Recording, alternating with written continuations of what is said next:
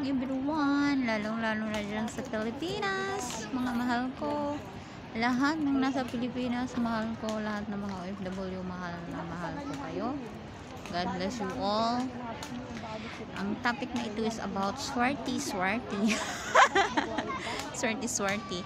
Tawa lang ako pero mamaya iiyak ito. Itong topic na to is about swerte dahil siniswerte ako pero ayaw ng Diyos. Ayaw ni Lord. Ayaw akong payagan ni Lord. Pero tanggap ko na at least trying hard ako. Nagmamakulit ako kahit alam kong ayaw niya. Nagmamakulit pa rin ako. Ito na, explain ko na sa inyo. Sinsya na, nakamasa ko kasi may mga bata dito naglalaro. Ayan, nakamas sila, bawal.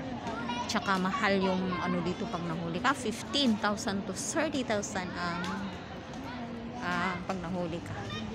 So, ganito na.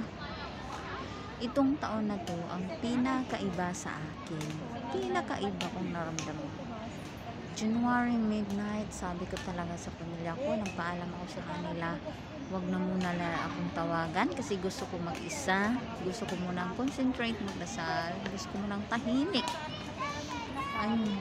And then, kinabukasan, may bunutan kami mga kaibigan. Mga magkaibigan, may bunutan kami. Ang nangyari, bunutan kami. Sabi ko, kasi nakalukot na yung pangalan namin sa isang papel, sa isang pangalan kada papel. E di, nung nagbuklat na pangalan ko nga, sabi ko, pangalan ko yan. Pagbuklat nga, pangalan ko nga. Tapos tinitingnan ko yung price na gusto ko. Ayan, napunta sa akin. Kaya naman sabi ko, naramdaman ko talaga na swerte ko talaga ngayong taon na to. Swerte ko na itong 2020. Kaya yun, sabi ko, harapin ko na ang loto. Tapos, pagpunta ko dun sabi ko ng kaibigan ko, kasi wala talagang alam. Wala naman. Biglang nawala ang lutuhan.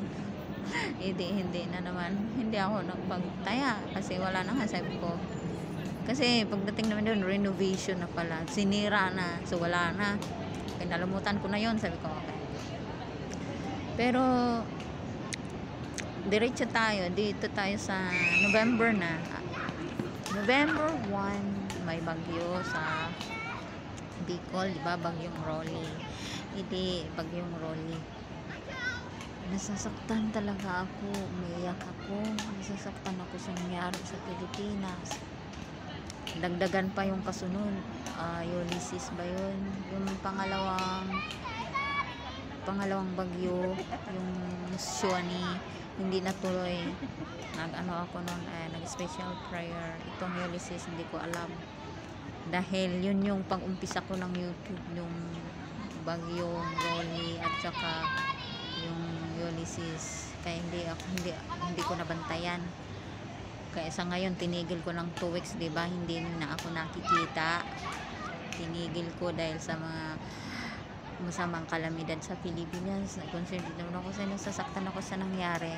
Di nung November 1 holiday, sabi ko, ako lang mag-isa. Pauwi na ako noon. Hindi, nagtataka din ako sa holiday nung November 1. Ang katabi ko, madalas, Bicol. Samantalang lagi naman ako nag-holiday. Wala akong narinig na Bicol. Tapos masyado na akong nasasaktan kasi Bicol ang kaharap ko. Talagang nasasaktan ako, tulala ako, nasasaktan ako. Pero wala namang bagyo sa amin, wala namang okay naman sa amin. Nasasaktan ako, naiawa ako. Hindi ko alam, basta nasasaktan ako. Tapos iniisip ko nga din ang Pilipinas, wala na tayong pera, diba? Tapos ayun, nung pauwi na ako na lang mag-isa. Grabing emotion ko, sabi ko, Lord, nasaktan talaga ako, pero paano, gusto kong tumulong. Tamang-tama sa emotion kong yun, ay nandun ako banda sa Jockey Club. Yung Jockey Club in Philippines is Lotohan, PSO, parang ganun. Hindi ko talaga alam. Umasok ako doon, wala akong kaalam-alam kung anong papel ang kunin ko, kung papaano, kung saan sulatan, ay saan shadean. kinuha ko yung papel ko. Tapos mahirap kasi kausapin ng Chinese. So sabi ko, tinanong ko kung ito ba yung Mark 6. Sabi niya, ay hindi. So hindi, mali ang kinuha kong papel. Binigyan niya ako, and then nagpaturo ako kung saan ako pwedeng mag-shake. Wala talaga ako alam. Tapos iba yung paningin sa mga tao sa akin. Nung November 1 yan, ha. Tapos ayun, nung ano na, hindi ko nga alam paano mag-exit kasi ikot pala yun. At saka hindi mo sila kasi maintindihan minsan magsalita kasi walang R. Parang hindi mo sila maintindihan minsan magsalita kahit English. Tapos ayun. Tapos diretso tayo sa November 24. Yung November 24 na yun, may bago akong numero na tinayaan kasi nakalimutan kong dalhin yung ticket ko. Hindi ako sigurado. So nag-compose ako ng ibang number. Ngayon, kinabukasan, dalawa lang ang sumakay. Hindi may draw ulit. Ang result is, hindi ko alam anong draw or alon ang bola. Yun ba yun? November 27 ng mga 6 p.m. Naka-live pa ako sa Facebook. Nagtataya. Naka-live ako sa Facebook, papunta akong lutuhan. Pagdating ko doon, walang papers na tatayaan ko dapat. Wala. Hindi. Naka-live pa naman ako. Pagkatapos, ang result niyan is that time ng 9 p.m. Ang result is sumaka yung 4 numbers ko. Kaya nanalo na sana ako. Hindi pa sana ako lugi. Sobra-sobra pa ang pera ko kasi November pa lang ako nag-start at saka hindi araw-araw kung kailan ganyan. Kaya sabi ko, ayaw talaga ni Lord sa akin ng mga ganito. Kasi bago ito nangyari, itong 2020, before that, di ba, uso mga networking dati. Oo, siniswerte naman ang networking ko dati. Pag uwi ng Pinas, nakapag-withdraw naman ako. Tapos, dumadami naman ang member ko dito. Kaso lang, tuwing may na-invites ako, hindi ako masaya. Malungkot ako na parang may humihira sa likod mo. Parang huwag mong gawin. Parang may mag-first stop sa akin na hindi ako masaya, in short. May halong lungkot. Dapat masaya. So, nag-stop ako. Kasi tuwing may nag-pay in na sana sa akin, may nangyari. Paano sila makapag-pay in na may nangyari? So, ganyan. Parang may ano talaga. So, hindi na. Tapos, pangalawa naman, ito naman yung kapa. Alam niyo yung kapa na maraming pera na ano. Sabi ko, okay, kasi ang ate ko nasa Davao. So sabi ko, okay, bigyan kita ng pera, ikaw nang bahala. At saka wala na akong pakialam dyan. Hindi yan, yung makikita dyan na pera ay tulong yan sa mga tao na ngailangan. Example, dumaan sa Facebook ko na nangailangan ng tulong, kahit sino, basta kailangan tulungan, yun daw. Ito, kasi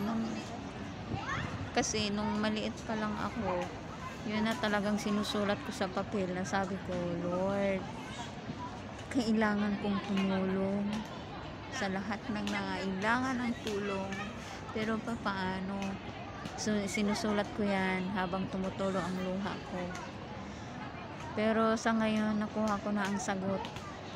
Kasi, yung kapan na yun, nag-send ako ng pera sa ate ko, diba? Kinabukasan, 9 a.m. declared sa ating presidente, lahat ng investment ay stop na. O, see? Kaya nag-message ako kaagad kasi updated ako sa YouTube. Nag-message ako kaagad sa ate ko. Sabi ko, kunin mo yung pera kasi alam kong hindi pa na-registered. Ayun, nakuha namin. So, hindi ako lugi. Hindi naman ako lugi sa lahat ng mga ko. Kasi lang, may talagang naramdaman ko na ayaw ni Lord sa marami pang ganyan na pangyayari na talaga kaya dito pag mayroong mga ganyan na invites, hindi talaga ako sumasali kasi wala alam ko talaga. Tapos ngayon, alam ko na ang pahiwatig ni Lord. Talagang, bago ko kasi ginawa yung luto na yun, sabi ko na, ang hiningi ko ni Lord, ganito, Panginoon, gusto kong tumulong, pero alam kong masama itong gagawin ko. Pero naintindihan mo ako. Sabi ko, alam ko, kayang-kaya mo, Panginoon. Kahit gaano man kabilis ang bula, kayang-kaya mo yung, parang gano'n lang yung sinasabi ko. Sabi ko na, kung marami mang pera inilabas yung mayayaman, Panginoon, pwede bang sa akin muna para ibigay ko sa mga nahihirapan, sa mga taong nangailangan. Yun ang sinasabi ko sa kanya. Kaya alam kong ibibigay niya, dahil sundin ko naman yung kung anong sinasabi ko sa kanya. Hindi naman, sabi ko nga, kahit mananalo ako, hindi ako uwi ng Pinas ay tapusin ko pa rin ang aking kontrata, kasi kasi yung akin talaga for Philippines, pandunit ko sa mga nasalanta, sa mga lahat ng tao na nangailangan. Kaso ayaw talaga ni Lord. Siguro nga tanggap ko na ngayon na hanggang pang spiritually na lang talaga ako, kasi itong year 2020 kakaiba kong year, pero ganito ang nangyari. Pero kailangan pala ako ni Lord, like to encourage people. Noong January, bago pumutok yung, dati nagluloko-loko pa yung mga tao sa Pilipinas kasi sa ibang bansa nag-aagawan ng mga product, takbuhan na, ginawa pa nilang TikTok ito. Pero nakikiusap ako, nagpo, sabi ko, wag nyong biruin, ay wag nyong biruin ng ganon, kasi dapat maramdaman natin yung naramdaman ng mga tao na sa ibang bansa. At saka ang mga Pinoy din, ang mga Pilipino din is all over the world din. Saan-saan silang sulok ng mundo ay naroon. Dapat hindi tayo masaya na gano'n nangyari sa iba't ibang bansa. Hindi ngayon, bago pa man pumutok yung COVID sa Pilipinas, sinulong ko na yung mga private group, nag-sharing ako ng mga prayers, nag-encourage ako ng mga tao, encourage people. Tapos ang hirap-hirap ng ginawa ko, kasi puno sila ng takot, puno sila ng pagkamakasarili, pero kailangan kong ipaintindi sa kanila na kailangan gamitin nila ang puso, dahil ang Diyos ay pag-ibig. Pag puso ang ginamit natin is maramdaman tayo ng Panginoon. Sabi ko nga sa kanila noon, gamitin yung puso nyo, huwag kayong magalit kung may umuwi, kasi noon maraming galit kung saan ang lugar, na galit ang mga tao doon kung may umuwi. Kasi bakit daw kailangan pang umuwi, dapat doon na lang daw, kung mamatay doon na, hindi ganon.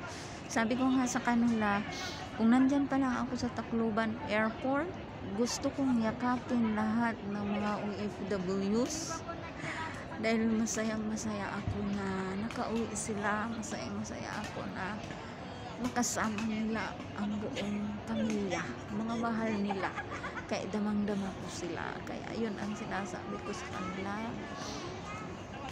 Kaya yun, kahit gaano pa man kahirap yung private group na yun, na sinasabi nila na, ayan na Rebecca, harangin mo na sa dasal mo, at hindi na yan makaya sa dasal mo, dahil ayan na, naglagamit ng COVID, hindi na yan makayanin, tulungan na lang kita magsunog gamit ang lukay, kasi mahal ang cremate. Yun ang sinasabi, pero hindi pa rin ako sumuko, patuloy pa rin ako nagdadasal sa private group.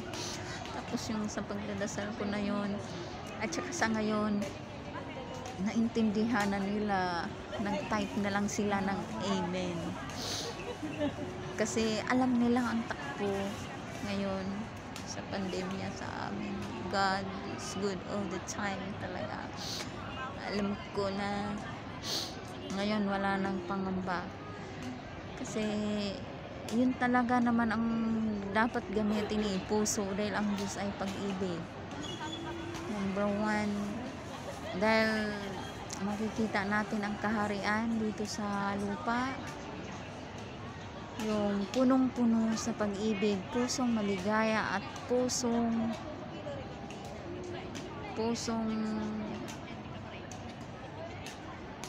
maligaya at pusong punong-puno sa pag-ibig at pusong mapayapa.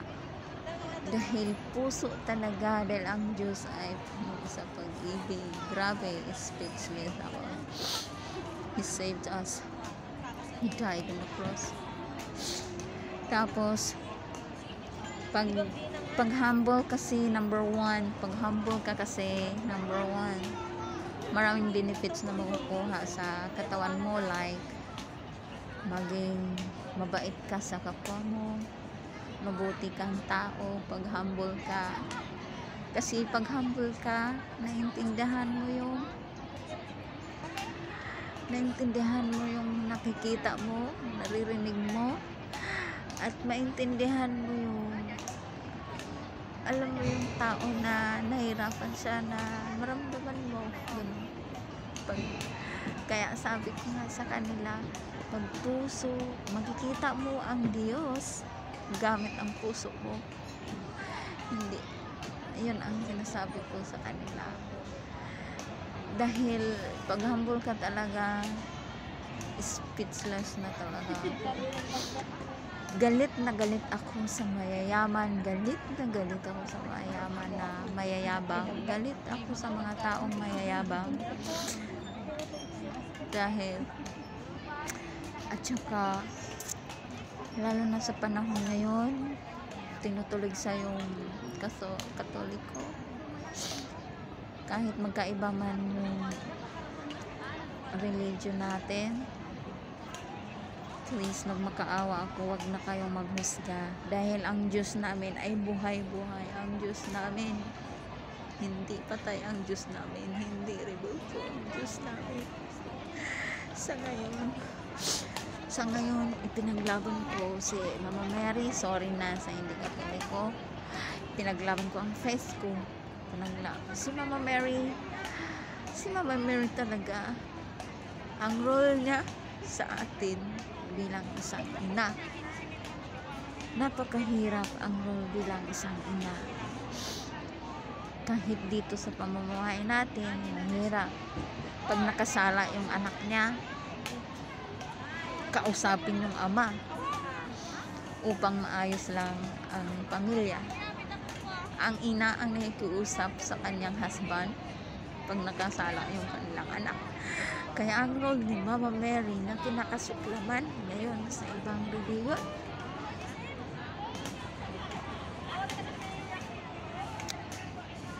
it's speechless na ako. Napakahirap.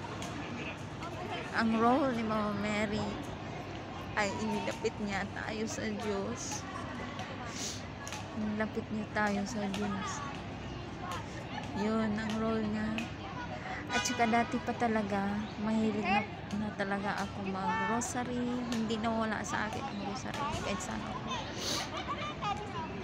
Dahil ang rosary, kasi ang rosary ko ngayon is 12 years na ito, yung rosary ko. Kahit saan ako napunta, dala-dala ko to. Kahit nasa airplane ako, nagro-rosary. Pag nagsundo ako ng alaga, nagro-rosary ako. Hindi ako nagsayang ng oras. Ginagamit ko sa rosary kung meron akong oras para walang sayang. At saka noong January, back to January 2020, ang mga Pinay dito hindi na pinapalabas sa kanilang mga amo. Pero ako, lumalabas ako sa isang araw, ilang beses ako lumabas. Pero nananalig na ako sa Panginoon, ino-offer ko na sa Kanya ang lahat. Sabi na nga ng amo ko, huwag kang pumunta doon. Ang sagot ko, God is covering me. Kasi meron lang affected doon sa simbahan, pero pumunta pa rin ako Ayaw ko ba't kita. Yun.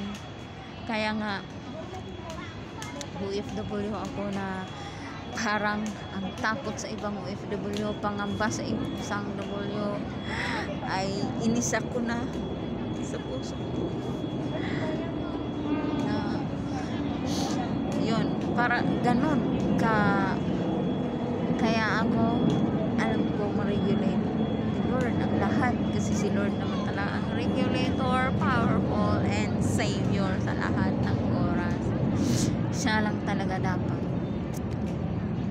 Ako sa panahon ngayon na pandemya, gusto ko mag-isa na lang ako kasi nasa private group ako, may time ako mag-comment sa kanila, sasagot sa mga comments, or may time ako mag-post, yun. Kaya ayun, siguro nga tanggap ko na ngayon nga, nung maliit pa ako sinusulat ko sa papel habang tumutulo ang luha ko na, Lord, gusto kong tumulong sa mga taong na kailangan ng tulong, pero paano, pero alam ko na sa spiritual nga lang talaga, hindi naman ako mayaman na kaya kayong sagipin lahat ng nangailangan. Ito lang ang maitulong ko.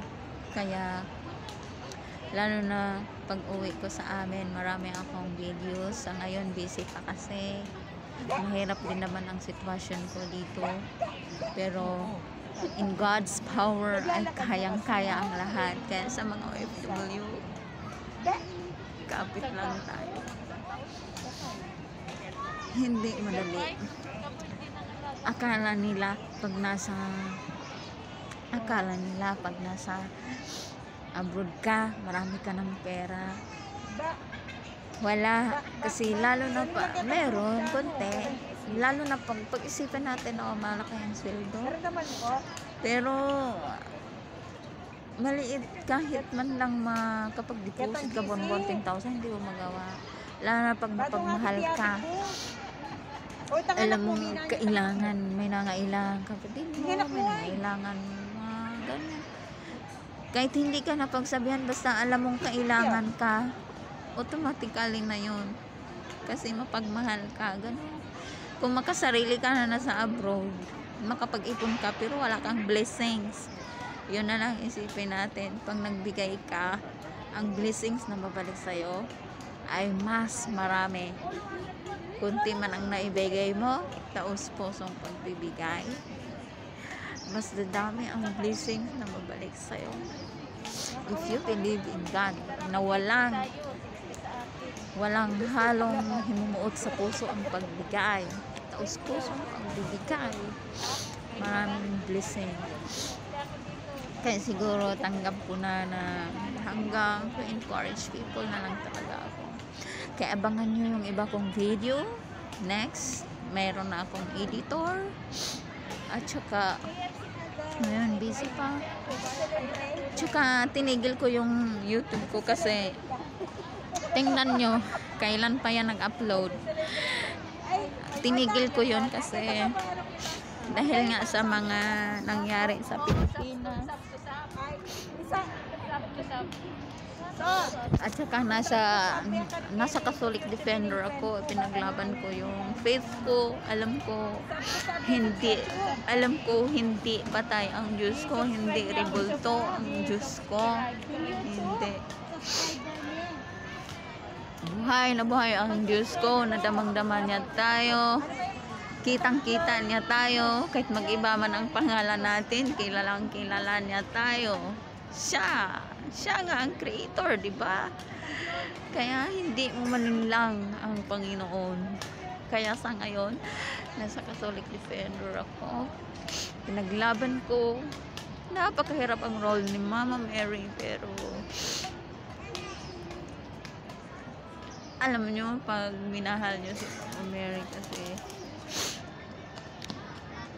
talagang hindi ko ma-explain. Mahal na mahal mong parents mo. Parang masabi mo, mahal pa kayo sa sarili mo. Ay, na-emotion na, tama na. Tapos, talaga, naglaban ko ang faith ko. Kasi bago sa totoo lang, oo, okay. Meron din Katoliko na, kasi dumaan naman din ako sa ganyan noon na parang ano, pero sa ngayon iba na. Dahil nung kasagsagan ng COVID, nag-devotion ako. Nagising ako ng 3 o'clock kahit pagod ako or antok ako, kailangan kong gumising. Dahil, ayan, tulong na nga na magdasal. At saka marami na rin mga crash plane, marami ng earthquake, marami ng sunog, marami na sunod-sunod na yung crash airplane, diba? Kaya nakikiusap ako sa Panginoon kasi alam naman natin, kaya alam ko ma-regulate ni Lord kahit nandito pa ako, kayang-kaya. In God's power, walang makakalamang sa pangyarihan ng Diyos. Siya lamang. Kaya kinakasuplaman nila si Mama Mary, pero ipinaglaban ko dahil alam ko nag-devotion ako. Sa pag-devotion ko doon ko na speechless na ako.